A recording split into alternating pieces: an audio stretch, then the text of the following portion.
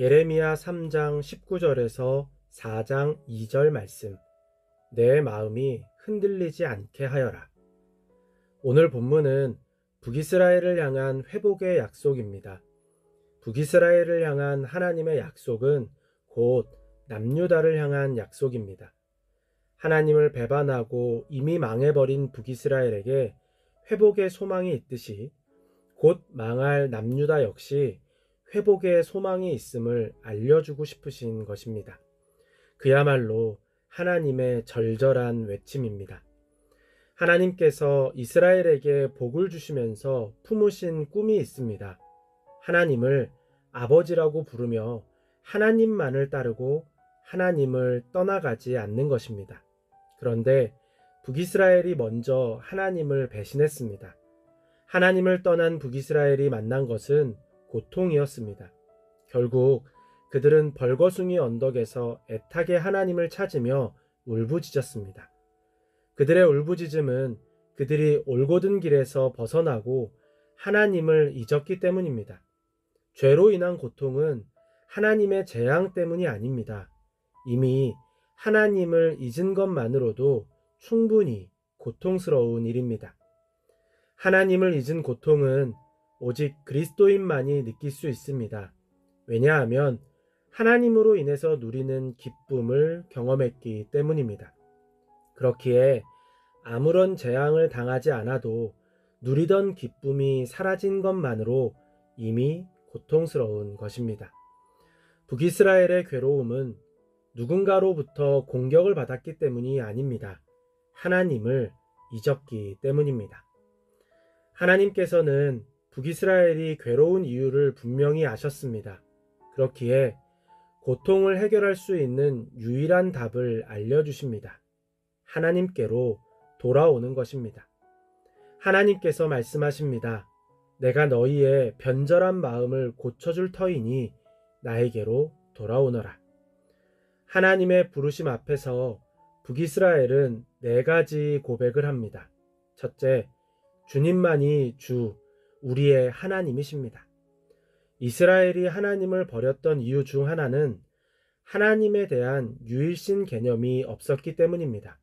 그렇기에 자신들의 필요에 따라 이방 우상을 취사 선택했습니다. 그런데 이제야 이 세상에 오직 여호와 하나님만이 유일한 신이라는 것을 깨달은 것입니다. 둘째, 이교 제사가 쓸데없고 우리를 구원하지 못합니다. 북이스라엘은 먹고 사는 문제와 쾌락에 사로잡혀 참 생명에 관한 문제를 등한시했습니다. 그런데 하나님을 잊고 나니 생명의 문제, 구원의 문제가 가장 중요한 일이 된 것입니다. 생명의 문제, 구원의 문제 앞에서 그동안 자신들을 지켜준다고 믿었던 우상들이 아무것도 아님을 분명히 알았습니다.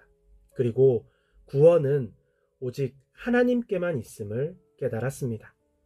셋째, 자신들에게 찾아온 고통의 문제를 하나님 탓이 아닌 우상의 탓, 우상을 의지한 자신들의 탓이라고 고백했습니다. 오랜 시간 이스라엘 백성은 민족의 고통 앞에서 하나님을 원망했습니다. 고통의 이유가 자신들이 아닌 하나님의 변덕 때문이라고 불평한 것입니다. 그런데 이제야 고통의 문제가 하나님 탓이 아닌 우상을 의지한 자신들의 탓임을 인정했습니다. 넷째, 수치를 요로 깔고 부끄러움을 이불로 덮겠습니다. 북이스라엘은 자신들의 죄로 인해서 당할 수치와 부끄러움을 피하지 않았습니다. 잘못했으니 그에 따르는 책임을 피하지 않겠다는 것입니다. 하나님 앞에서 자신들의 죄를 없었던 일로 해달라고 떼쓰지 않았습니다. 그들은 하나님의 회초리를 피할 마음이 없었습니다. 회초리를 맞고서라도 다시 돌아가고 싶었던 것입니다. 북이스라엘의 고백을 들은 하나님께서 대답하십니다. 어서 나에게로 돌아오너라. 그들의 고백이 하나님의 마음에 합했던 것입니다. 그리고 말씀하십니다. 내가 싫어하는 그 역겨운 우상들을 내가 보는 앞에서 버려라. 하나님의 명령에 정신이 번쩍 듭니다. 북이스라엘의 고백을 그냥 듣지 않으시고 그대로 행하기를 원하시는 것입니다. 하나님은 우리의 말에 속는 분이 아닙니다. 우리의 고백이 행동이 되기를 원하시는 분입니다. 예수님을 찾은 부자 청년 이야기가 떠오릅니다. 영생에 이르는 지혜를 얻기 위해 예수님을 찾은 그는 기세등등했습니다. 어떤 일이라도 다 할 것 같았습니다. 그동안 율법을 잘 지켰기에 자신만만했습니다. 그런 그에게 예수님께서 한 가지를 더 요청하셨습니다. 가진 것을 팔아 가난한 자들에게 나눠주는 것입니다. 그런데 부자 청년이 그 한 가지로 인해서 근심하며 떠났습니다.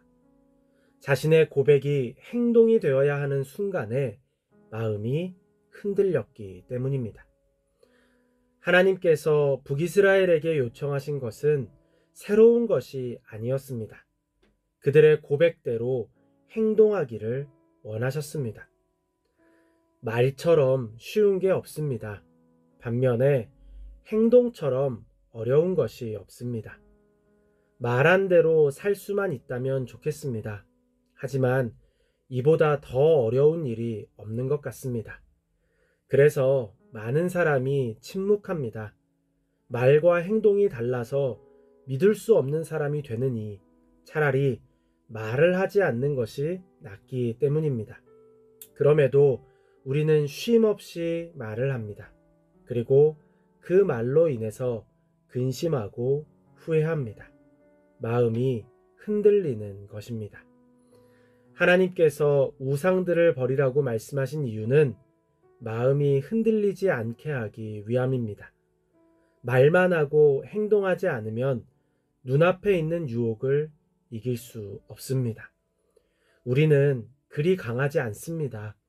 깨뜨렸던 우상도 다시 세우는 사람들입니다. 행동하지 않으면 마음을 지킬 수 없습니다. 행동하고 또 행동해야 마음을 지킬 수 있습니다. 말이 행동이 되지 않으면 마음이 흔들립니다. 신앙이 실제가 되지 않으면 마음이 흔들립니다. 말에 갇힌 신앙, 신념에 갇힌 신앙은 언제든지 흔들리고 휘청거립니다. 그리스도인은 하나님을 향한 사랑을 고백하는 사람입니다.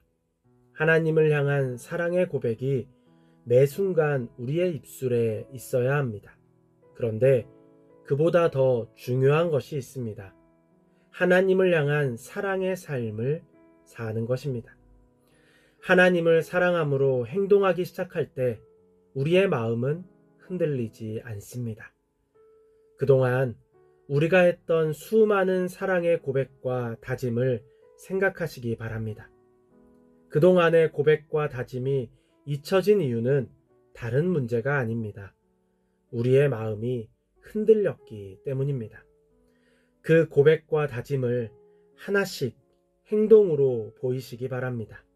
그때 하나님께로 돌아가겠다는 우리의 마음이 진심이 됩니다. 하나님을 사랑한다는 고백이 실제가 되는 은혜가 있기를 바랍니다.